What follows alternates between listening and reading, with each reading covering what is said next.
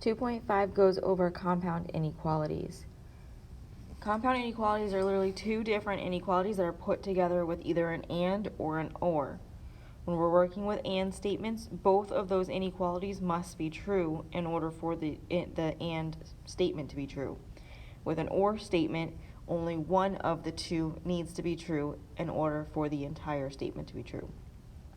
And statements, if you remember from like one of our first sections, we worked with unions and intersections. And statements represent intersections, or statements represent unions.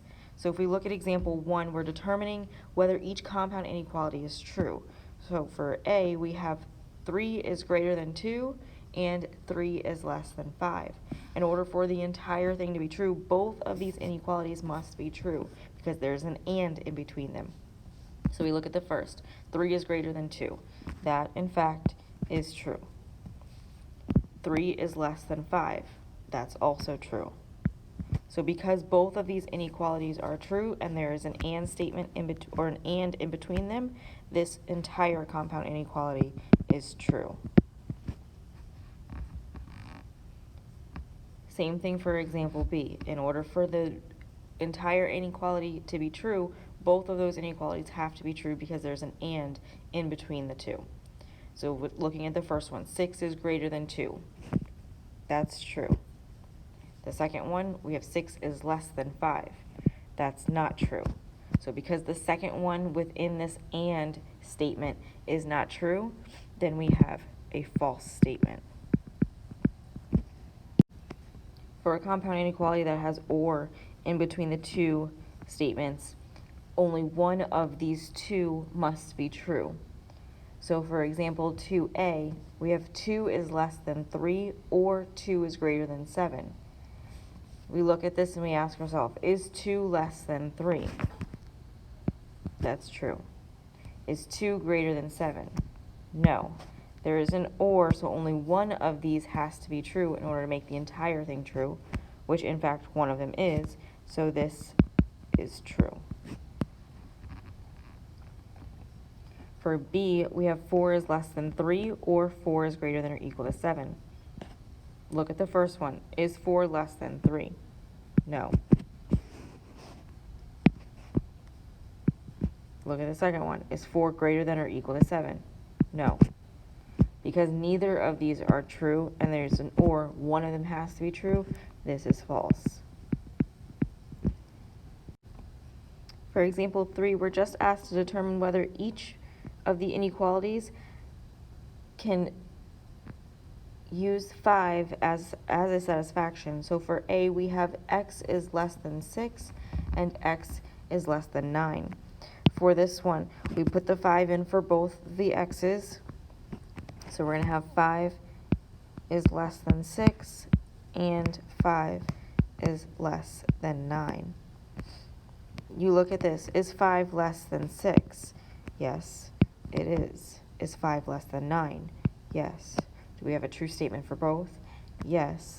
There's an inequality that has an and, or a compound inequality with an and. They both have to be true, so this is also true. So 5 does satisfy this compound inequality, so 5 is a solution.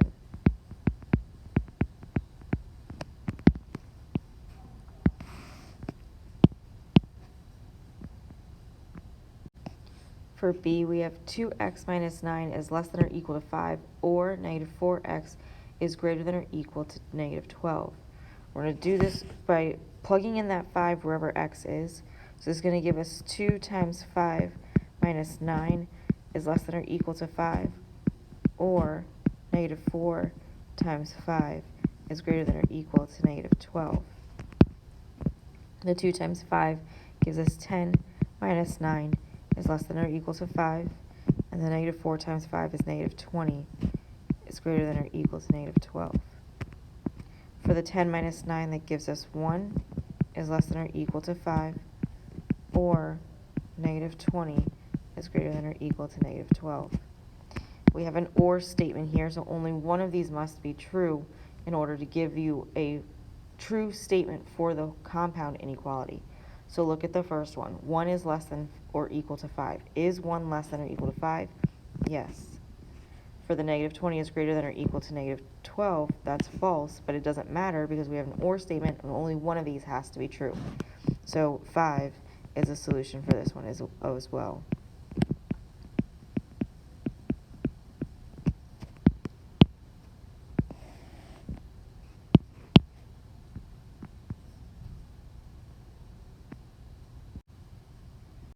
For our next example, for example 4, we are graphing the solution set to the compound inequality x is greater than 2 and x is less than 5. So for this one, we are going to look at this compound inequality. First off, it's an and statement. So when we graph these, you're only including the answers that are true for both. So for this, we have x is greater than 2 on the number line. We're going to find the 2. We're going to have an open circle on that 2. With the line, we're going to go to the right. For the x is greater than, or sorry, x is less than 5, we're going to have an open circle on the 5, and our line would go to the left. If we're only taking the numbers that are true for both, the line is going to go in between these two circles.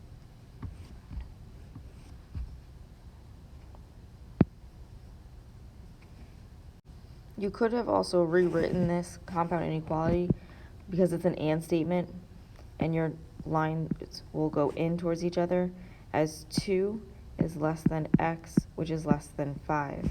So that's another way just to write this compound inequality. When we write these compound inequalities as our final answers, we want to make sure that the inequality that's on the left includes the smaller number. So like if we look at example 5, we're graphing the solution set to the compound inequality x is greater than 4 or x is less than 1. We want to rewrite this to where our inequality on the left-hand side includes the smaller number out of the two. So this is going to just turn into x is less than 1 or x is greater than 4. We look at those inequality signs now.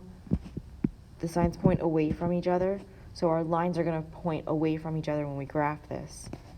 So on our number line, we're going to have that 1, we're going to have that 4, we're going to have an open circle on that 1, and our line's going to go away from that circle, and then an open circle on the 4, and our line runs to the right.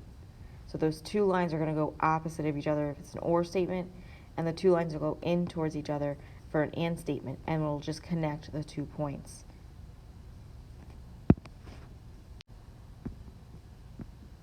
For our next example, we're sketching the graph and writing the solution set in interval notation to each of these compound inequalities.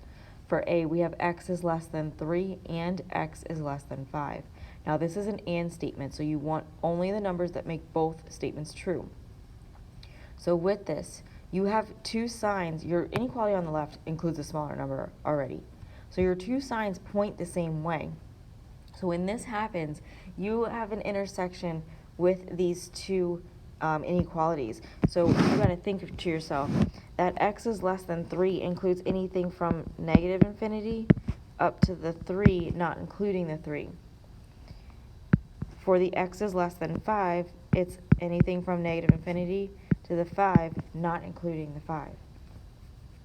For this, because when you're doing this, you have two signs that go the same way, and these numbers that are included in both have to be the same for both of the inequalities. You want to only include the numbers that are the same. So they both go to negative infinity, however, they both have up to 3, and they include that 3, so it's just going to be a bracket on that 3. So it's just going to be anything that is less than or equal to 3, because the 5, anything from 5 and below, or sorry, anything right below 5 to negative infinity includes that 3, which is why we're going to turn this into including that 3. For B, we have x is greater than 4 or x is greater than 0. Again, we're going to rewrite this so that way the inequality on the left includes our smaller number. So this is just x is less than 0 or x is greater than 4. Our two signs point away from each other, so we're good. with this, an OR statement is a union, so we want all of the numbers for them. So this x is less than 0, we're going to have negative infinity up to 0, not including 0. And then x is greater than 4, we're going to have 4 up to infinity, not including the 4. So we just write this as a union to give ourselves x is less than 0 with a union of x is greater than 4. Now we were supposed to graph each of these. With your graph for A, you would just have to find that 3, you include that 3, and your line would go to the left. For B, on our number line, we have a 0 and a 4. We're going to have open circles on both of these. Our line from the 0 is going to go to negative infinity, so it goes to the left, and the line with the 4 goes to the right to positive infinity. For our next example, we're just sketching the graph and writing the solution set in interval notation to each of these compound inequalities. Now these are special cases. With these inequalities, we're just sketching the graph and writing the solution set in interval notation. And like I was saying, these are special cases with these compound inequalities. So with special cases, what I mean is sometimes you're going to be given certain inequalities that start off with and statements and they become an or statement, or vice versa. They start off as an or statement and they become an and statement. With those special cases, you have either no solution or infinitely many solutions. If we look at example A here, we have x is less than 2 and x is greater than 6. Well, this statement here, it has an and in it, but your lines are going away from each other when your inequality that includes a smaller number is on the left. So this and statement is becoming an or statement, or it should be an or statement. And when that happens, you are just going to make sure that you put no solution for your answer because there's no numbers that are included that make the statements true for both of these. So whenever your and statement becomes an or statement, we have no solution.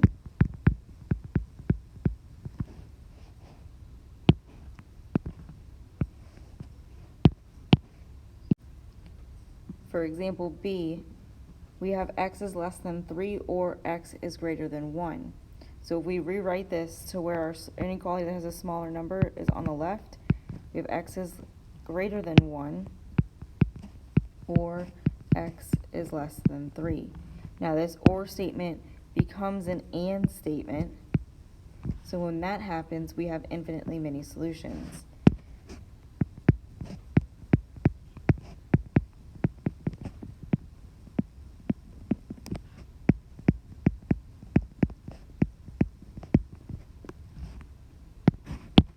The reason why this one is infinitely many solutions is because an or statement covers or includes any number that makes either one of those inequalities true.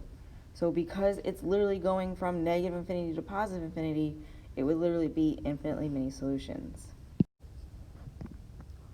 For the next example, we have to solve x plus 2 is greater than 3 and x minus 6 is less than 7. So what we're going to do here is we're going to solve each of these individually, and then because it's an and statement, rewrite it as a compound and inequality.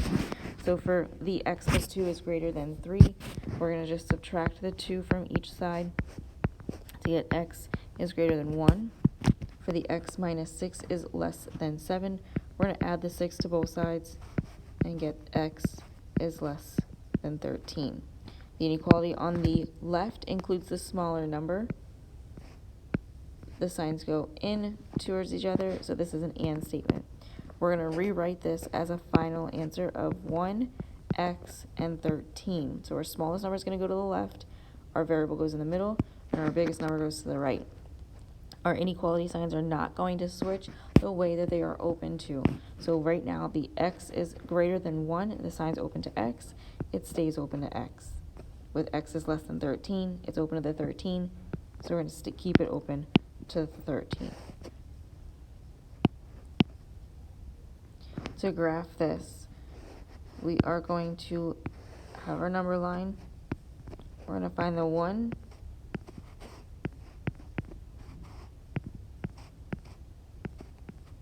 And we'll find the 13. We are going to have open circles on both of these, and our line just goes in towards each other.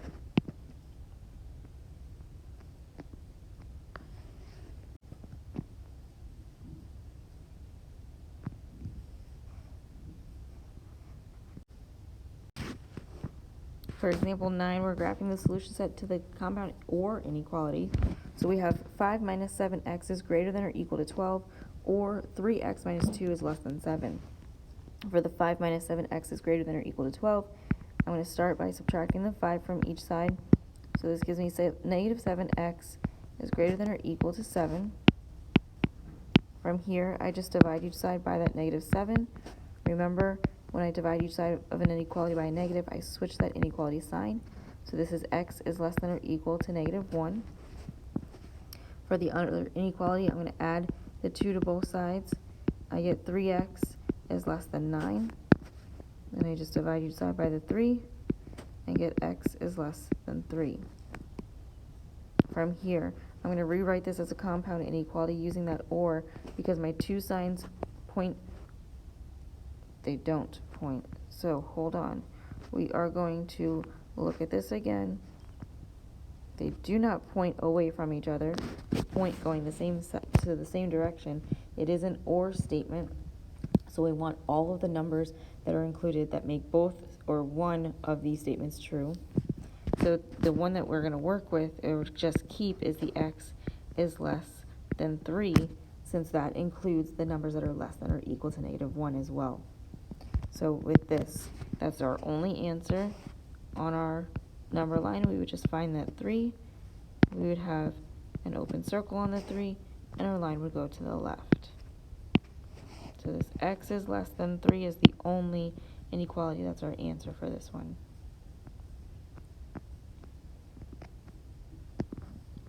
For example 10, we have negative 2 is less than or equal to 2x minus 3, which is less than 7. For this one, we're going to move the 3 away from the middle by adding it to both sides, or all sides, because with a compound inequality, what you do to the middle to get rid of anything in there, you do to every part. So it's going to be 1 is less than or equal to 2x, which is less than 10. From here, we're dividing each side by that 2, and we have that 1/2 is less than or equal to x, which is less than 5.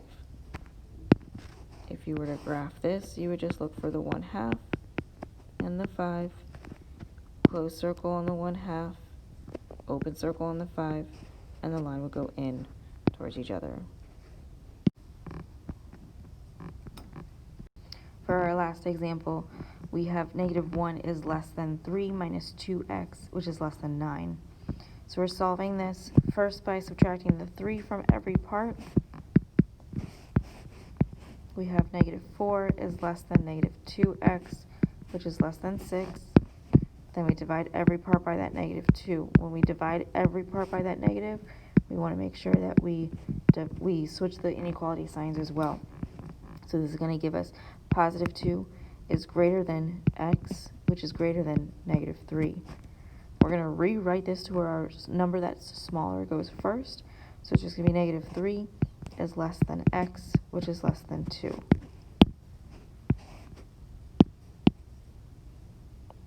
In order to graph this, we are going to have our number line. We have negative 3. We have a positive 2.